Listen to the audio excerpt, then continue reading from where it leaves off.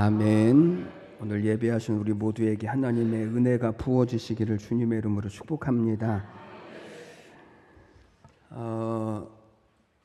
오늘 10월 27일인데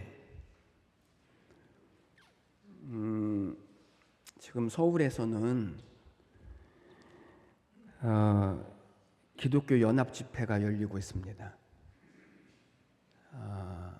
목표는 한 200만 명 정도 모이는 게 목표인데 왜 모였냐면 포괄적 차별금지법 반대를 위한 집회가 열렸습니다. 왜 이렇게 포괄적 차별금지법에 대해서 한국 교회가 이렇게 민감한가? 지금 우리나라에 개별적 차별금지법이 있습니다. 개별적, 그러니까 장애인 차별하지 마라, 노약자들 차별하지 마라, 성소수자들도 차별하지 마라, 개별적 차별금지법이 있습니다. 그런데 왜 세상은 이것을 개별적 차별금지법이 아닌 포괄적 차별금지법을 자꾸만 만들려고 하냐면 이 포괄적 차별금지법에는 세 가지가 더 들어가 있는데 그게 뭐냐면 첫 번째는 동성애자 차별금지법입니다.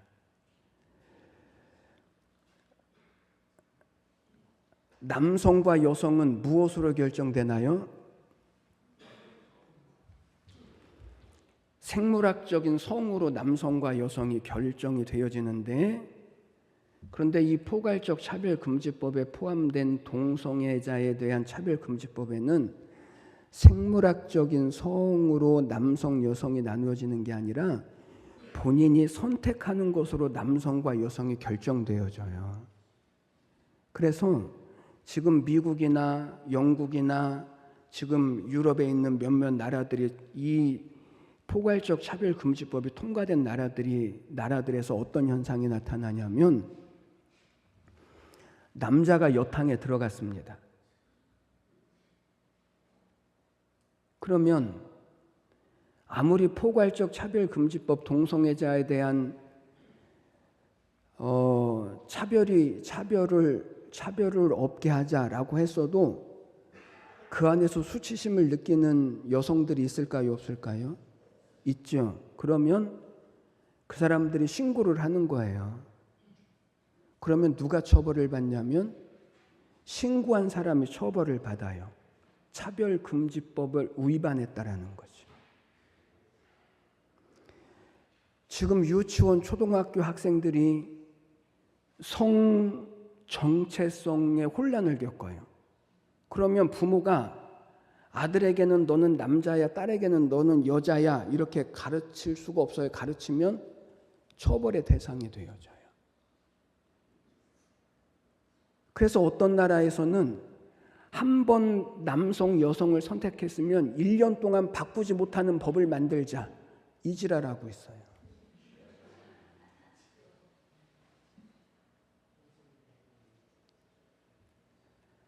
안 되는 것을 안 된다라고 말할 수가 없어요. 아닌 것을 아닌 것이라고 말할 수가 없어요. 두 번째, 사상적 차별 금지가 포함되어져 있습니다. 사상. 우리나라 민주주의 국가에 살지만 나는 공산주의자야 그래도 뭐라고 할 사람이 없는 거예요. 왜? 사상에 대해서 차별을 금지하자 그랬으니까. 세 번째, 종교에 대한 차별금지법. 이제는 이단을 이단이라고 말할 수가 없는 거예요.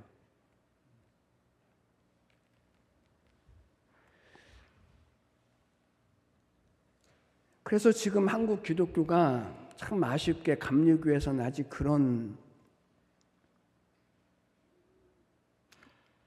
이런 일에 대해서 감리교가 조금 나서지 못하고 있다는 데에서 참 안타깝지만 지금 전국에서 지금 서울의 여의도에 모여서 지금 이 차별금지법 반대를 위한 집회를 해요. 우리가 참여하지는 못했지만 기도하시고 꼭 기도하시고 이게 나하고 상관없는 문제가 아니라 우리의 자녀들의 문제고 그 자녀들의 문제거든요. 꼭 기도하셔야 하고 관심 가지셔야 하고 그래서 하나님이 이 나라를 좀 지켜주실 수 있도록 우리가 그렇게 기도하시면 좋겠습니다. 지난 25장에서 다윗은 나발이 죽고 나발의 아내인 아비가일을 이제 부인으로 맞이했습니다. 그리고 오늘 26장에 오면 10이라고 하는 황무지에 있는 하길라 산으로 이제 다윗이 옮겨갔습니다. 그런데 그 10사람들이 제가 이거 발음을 정확하게 하려고 얼마나 연습을 했는지 몰라요. 10사람들이 기브아에까지 쫓아가서 사울에게 다윗이 이곳에 있다라고 고발을 하는 거예요.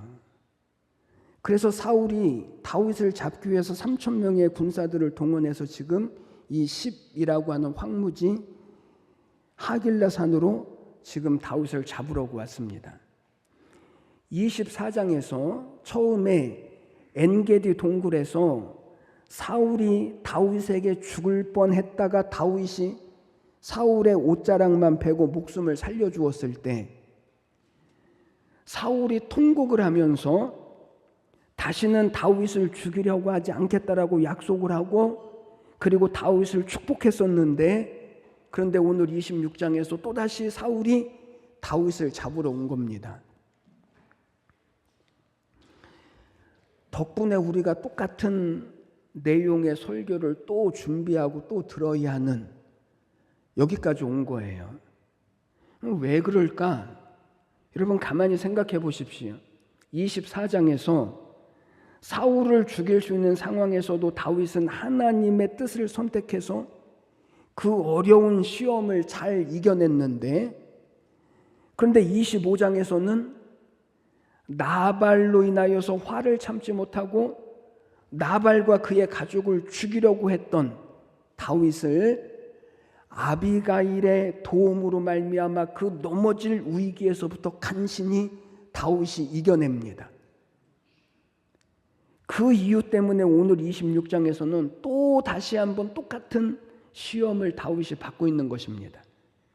오늘 1절로부터 12절 말씀에서 계속해서 반복적으로 나오는 단어가 있는데 그것은 광야라고 하는 단어입니다. 이스라엘의 역사와 광야는 뗄 수 없는 관계를 가지고 있습니다.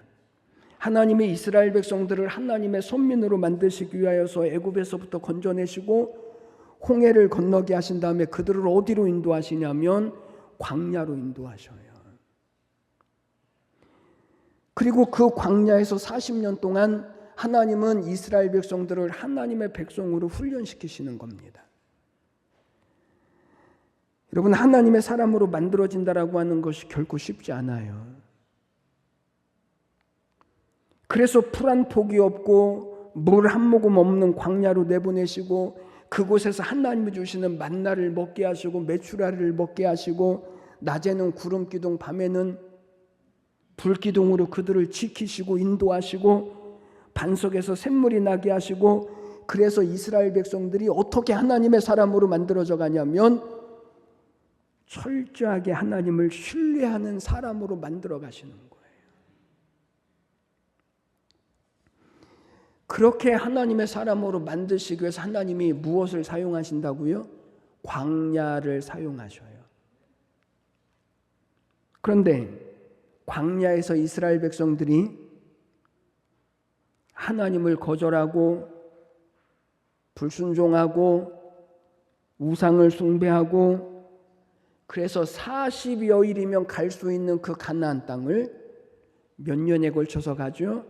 40년에 걸쳐서 가는 거예요. 광야가 어떤 곳입니까? 광야는 신비로운 곳입니다. 광야는 시험이 있는 곳입니다. 예수님께서도 공생애를 시작하시기 전에 광야에서 이 시험을 받으시고 연단을 받으셔요. 사도 바울을 사용하시기 위해서도 그냥 부르신 것이 전부가 아니고 그를 아라비아 광야로 보내셔서 거기서 하나님의 사람으로 훈련을 받게 하셔요. 세례 요한도 광야에서 훈련을 받고 그리고 하나님의 사람으로 서요. 여러분, 광야는 언제나 시험이 있고 훈련이 있는 곳이 광야입니다. 그러면 도대체 이 광야라고 하는 곳에서 하나님이 무엇을 훈련하실까? 하나님을 전적으로 신뢰하는 것을 하나님은 훈련하셔요. 전적으로 하나님을 신뢰하는 것. 그래서 히브리어로 광야를 미드바르라고 말하는데, 이 미드바르라고 하는 말에는 두 가지 뜻이 있습니다. 첫 번째는 축복이라고 하는 뜻이 있고요. 두 번째는 저주라고 하는 뜻이 있습니다. 그러니까 광야는 축복이 될 수도 있고 저주도 될 수 있다는 거예요. 무엇에 따라서요? 하나님의 말씀을 듣고 순종하느냐에 따라서 축복이 되어질 수도 있고, 그렇지 않으면 이 광야는요, 저주도 되어질 수 있는 땅이라는 거예요. 오늘 본문에서 다윗이 또 한 번 사울을 죽일 수 있는 기회를 만납니다. 그럼에도 불구하고 다윗은 사울을 죽이지 않습니다. 다윗이 사울을 죽이면 이 도망자의 삶을 끝낼 수 있는데, 이 광야의 삶을 끝낼 수 있는데, 그런데 다윗은 왜 사울을 죽이지 않을까요? 그 이유는 이 광야에서 배워야 할 것을 끝까지 배우기를 포기하지 않기 위함이에요.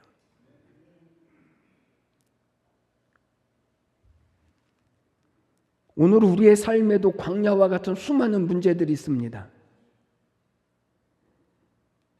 이 광야 앞에서 우리가 끝까지 포기하지 말아야 할 이유가 있는데, 그것은 하나님이 다윗으로 하여금 가장 위대한 왕이 되게 하셨던 것처럼 하나님이 역시 우리도 가장 멋진 하나님의 사람으로, 축복의 사람으로 되게 하실 것을 우리가 배워야 하기 때문에 그런 것입니다. 그러면 오늘 우리가 이 광야와 같은 문제를 통해서 우리가 무엇을 배워야 할까요? 첫 번째는 하나님의 말씀을 듣는 믿음을 배워야 합니다. 하나님의 말씀을 어떻게 하는 믿음?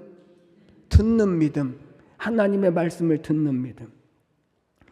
여러분, 다윗 주변에는 언제나 다윗을 부추기는 사람이 있습니다. 오늘 그 대표적인 사람이 다윗의 부하 중에서 아비새라고 하는 사람인데, 아비새라고 하는 사람이 다윗에게 뭐라고 말하죠? 지금 하나님께서 사울을 죽일 수 있는 기회를 주셨습니다. 내가 사울을 단번에 죽이겠습니다. 여러분, 어떻게 보면 아비새의 말이 맞는지도 모릅니다. 그런데 다윗은 뭐라고 말하냐면 9절 말씀을 보니까 죽이지 말라는 것입니다.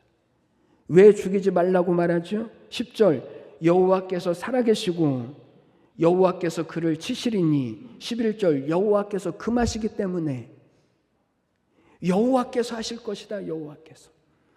내가 할 일이 아니라 이것은 하나님께서 하실 일이다. 지금 계속해서 다윗은 무엇을 고백하죠? 하나님이라고 하는 말을 고백하는 거예요. 다윗이 오늘 사울을 죽이고 광야 생활을 끝낼 수 있지만, 사울을 세우신 이가 하나님이시고 사울을 패하실 이도 하나님이시니, 그러니 나는 하나님의 말씀대로 하겠다. 여러분, 이 다윗의 말 속에 기가 막힌 다윗의 믿음이 있어요. 다윗의 신앙이 있습니다. 사울을 세우신 분이 하나님이시라면 내가 사울을 죽여서 이 광야 생활을 끝낼 수도 있지만, 그렇게 하지 않는 이유는 이 광야에서도 하나님의 말씀을 절대로 포기할 수 없다. 이 믿음. 사울을 죽이지 않으므로 이 광야 생활이 더 길어지지만, 그래도 나는 하나님의 말씀을 따를 수밖에 없다.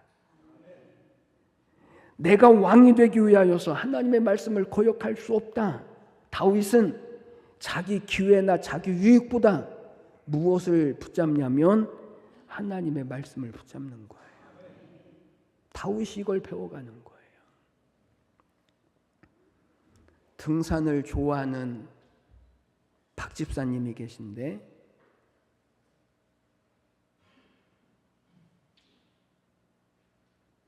주일날 교회를 가야 되는데 오늘처럼 10월 네 번째 주일 단풍이 가장 아름다운 이때에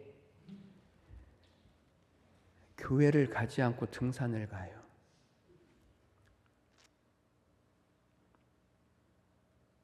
되돌아올 때 이미 날이 저물었고 산을 거의 내려올 때는요 깜깜한 밤이 되어졌습니다.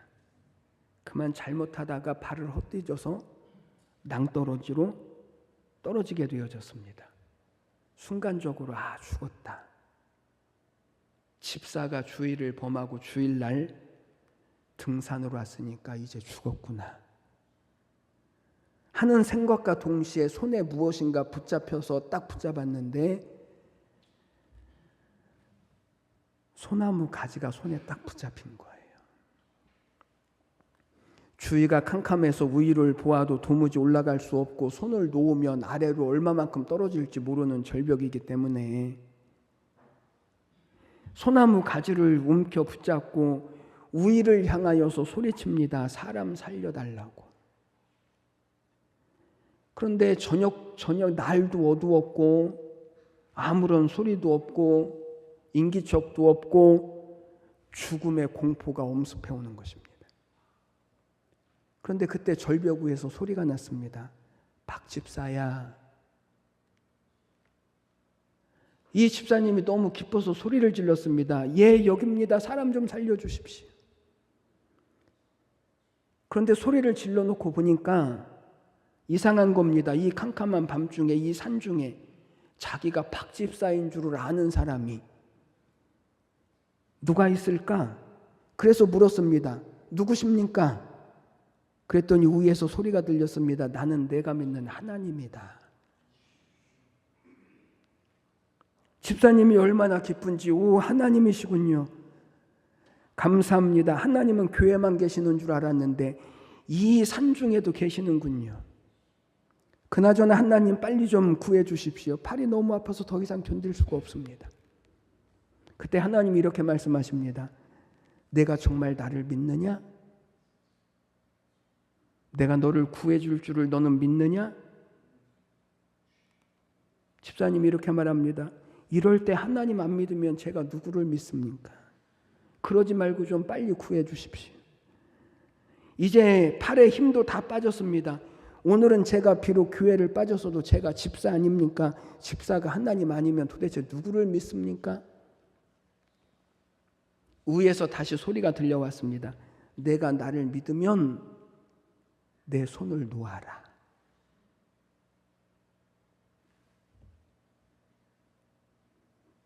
집사님이 곰곰이 생각해 보았습니다.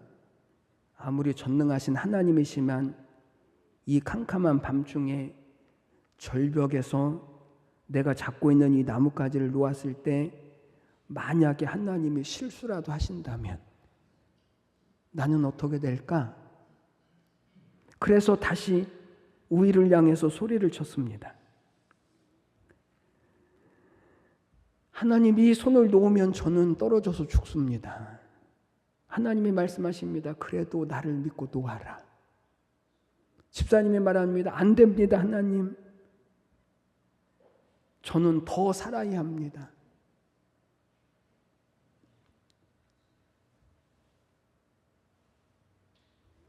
그리고는 위를 향하여서 이 집사님이 소리를 쳤습니다. 그 위에 하나님 말고 다른 사람 없어? 사람 좀 살려주시오. 그리고 하나님은 아무런 말씀도 없으셨습니다.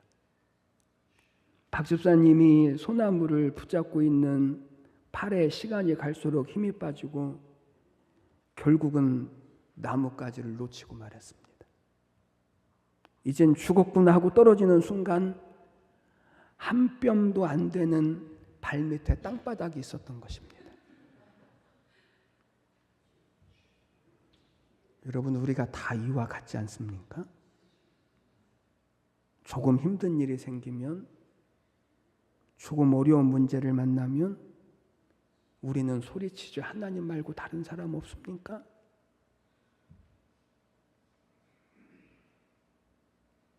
꼭 하나님이 아니더라도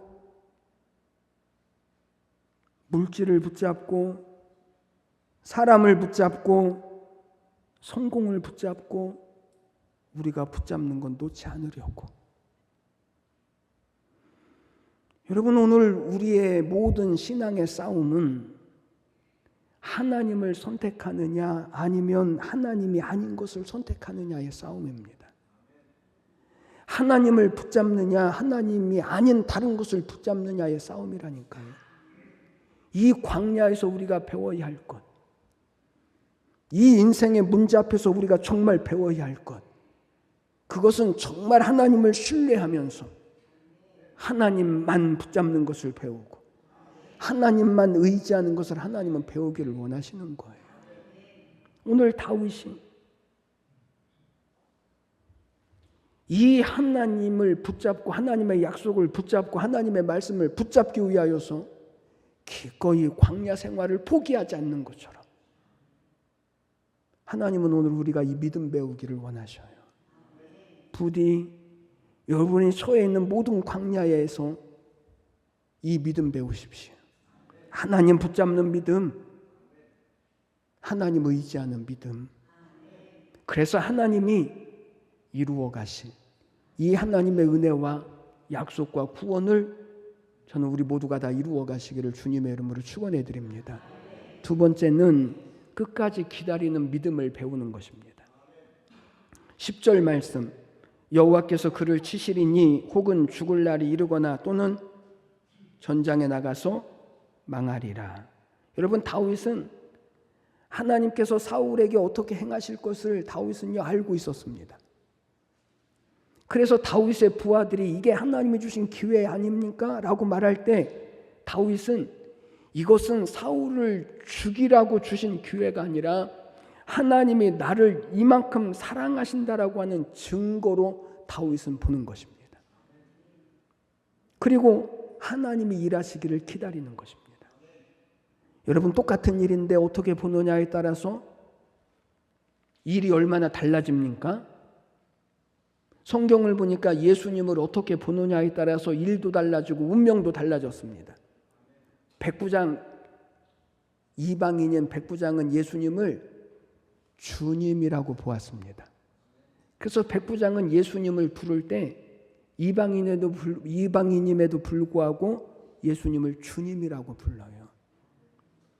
그럼 백부장이 주님이라고 부르고 주님으로부터 기적을 경험해요. 시각장애인들이 예수님을 주님이라고 불렀습니다. 그리고 눈을 뜨게 되어졌습니다. 그런데 어떤 사람들은 예수님을 예수 선생이요, 랍비요, 당신이 하나님의 아들이거든, 이렇게 부른 사람들은 끝내 하나님의 능력도 보지 못하고 구원도 보지 못했습니다. 똑같은 예수님을 어떻게 보느냐에 따라서 그들의 운명이 달라지는 것입니다. 다윗을 보십시오. 인간적으로 보면 지금 이것은 분명히 하나님께서 사울을 죽이고 광야를 끝낼 수 있는 기회일지도 모릅니다. 그러나 신앙적으로 보면 사울을 죽일 수 있는 기회가 아니라 사울이 자기를 죽이려고 그렇게 애쓰지만 하나님이 나를 얼마나 사랑하시는지를 아는 기회예요. 그래서 다윗은요 끝까지 자기가 그 일을 하지 않으려고, 자기가 광야를 끝내려고 하지 않습니다. 하나님이 일하시기를 기다리는 것입니다. 그래서 믿는 사람이 믿지 않는 사람들과 같이 일을 할 수가 없습니다. 왜냐하면 보는 시각이 너무 다르니까요. 믿는 사람과 믿지 않는 사람뿐만 아니라 믿는 사람들 중에서도 믿음이 좋은 사람과 믿음이 없는 사람도 같이 일하기가 얼마나 어려운지 모릅니다. 똑같은 일인데도 믿음의 사람이 보면 신앙적으로 정말 중요한 일인데 믿음이 없는 사람에게는요 아무것도 아닌 것처럼 보이거든요. 반대로 믿음이 없는 사람이 보면 세상적으로 굉장히 중요한 일인데 그런데 믿음의 눈으로 보면 별것 아닌 거거든요. 그러므로 여러분, 모든 일을 무엇으로 봐야 돼요? 믿음으로 봐야 돼요. 신앙으로 보셔야 돼요. 직장은 무엇으로 볼까요? 직장은 뭘로 봐야 돼요? 금세 말해도. 사업은 뭘로 봐야 돼요? 믿음으로. 자녀는 뭘로 봐야 돼요? 부부는 뭘로 봐야 돼요?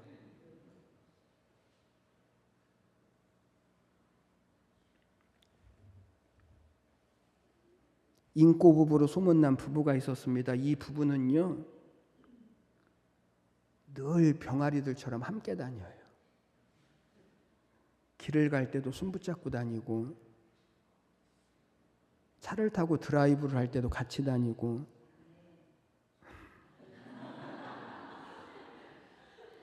아멘 하신 분에게는 그 은혜와 복이 있게 되시기를 축복합니다. 맛있는 음식을 먹어도 함께 먹으러 가고. 그런데 남편이 59세에 갑자기 죽었어요. 그런데 짝이른 기러기처럼 외롭게 살던 부인도 그 해에 죽어요. 따라해 보십시오. 남편을 적당히 사랑합시다. 다시 아내를 적당히 사랑합시다. 너무 인간적인 사랑 말고 신앙적인 사랑, 믿음으로 바라보는 사랑, 부부도 자녀도 직장도 사업도.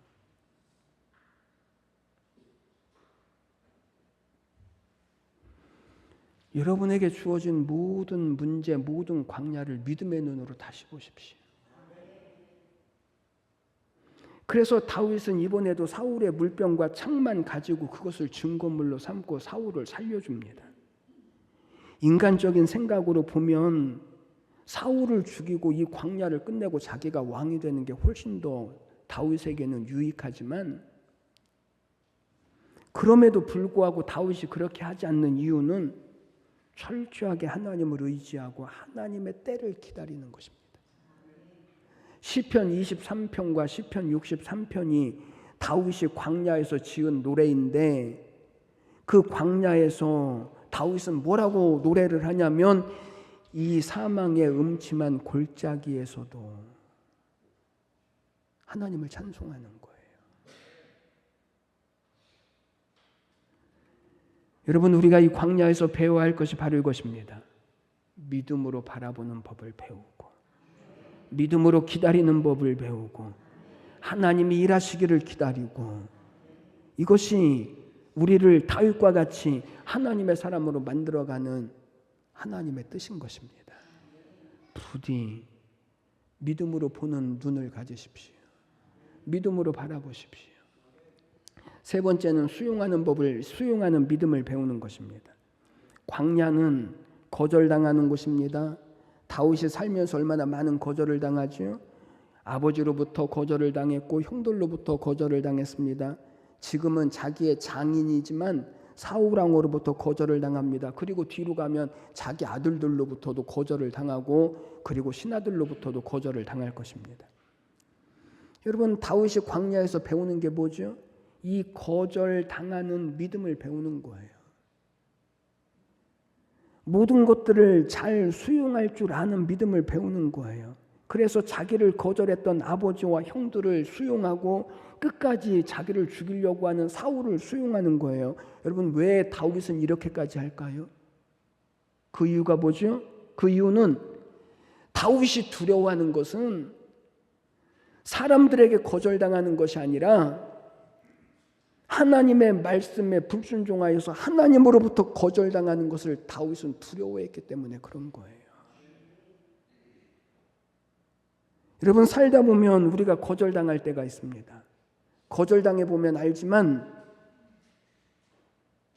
거절당하면 의기소침하고 외롭고 부정적인 생각이 들고 무엇인가 도전하려고 하는 의욕도 잃어버려요.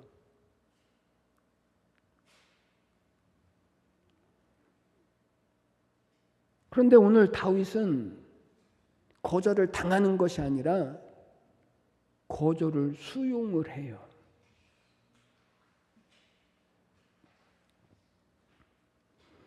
이 광야에서 다윗이 그걸 배워요. 수용하는 법을 배워요. 수용하는 믿음을 배워요. 예수님도 사람들에게 거절을 당하셔요. 주님은 거절당하시는 일에 대해서 한 번도 주님은 낙심하거나 마음 아파하거나 의기소침해하지 않으셔요. 심지어 제자들에게도 주님은 거절을 당해요. 주님이 그렇게 제자들에게, 사람들에게 거절을 당한 이유가 뭐죠?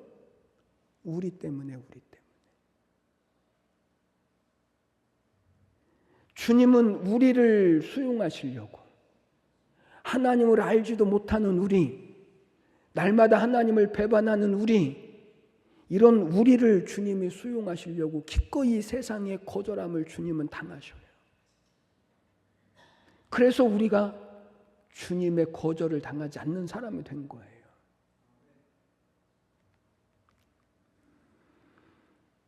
여러분, 예수님 때문에 거절당하는 것을 싫어하지 마십시오. 두려워하지 마십시오. 하나님을 위해서 거절당하는 것을 배우는 곳이 광야요, 우리가 만난 모든 문제의 자리요.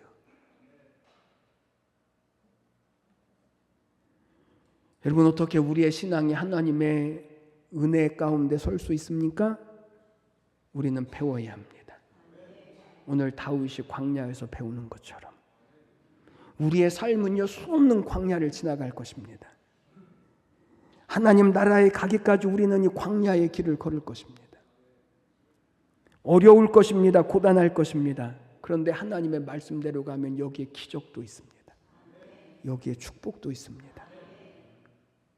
결국은 하나님께서 우리에게 축복을 주시기 위하여서, 하나님의 자녀와 백성 삼기 위하여서 하나님이 우리를 인도해 가시는 자리가 이 광야입니다. 저는 오늘 우리의 모든 광야 삶의 문제를 통해서 오늘 다윗이 하나님을 배웠던 것처럼 이 광야에서만 배울 수 있는 믿음, 그래서 우리의 광야의 모든 삶 가운데도 언제나 하나님의 인도하심과 선한 약속과 이기게 하시는 능력과 그리고 구원하심이 그치지 않으시는 이 은혜와 축복이 우리의 모든 삶의 믿음으로 이루어지시기를 주님의 이름으로 간절히 축원해 드립니다.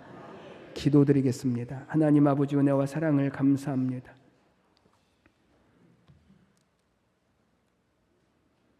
오늘 이 광야와 같은 세상에서, 광야와 같은 인생의 문제 앞에서 하나님, 다윗이 하나님을 포기하지 않는 법을 배웠던 것처럼 하나님은 우리도 하나님을 붙잡는 믿음을 배워가게 하여 주시옵소서. 하나님이 이루시고 구원하시고 하나님이 하나님의 뜻을 이루어 가시는 그 역사를 믿음으로 보게 하셔서 세상을 넉넉히 이겨나가며 하나님의 영광으로, 기쁨으로 하나님께 찬양과 그리고 세상에 하나님의 살아계심을 나타내는 축복의 통로가 다 되게 하여 주시옵소서. 감사드리며 예수님의 이름으로 기도드리옵나이다. 아멘.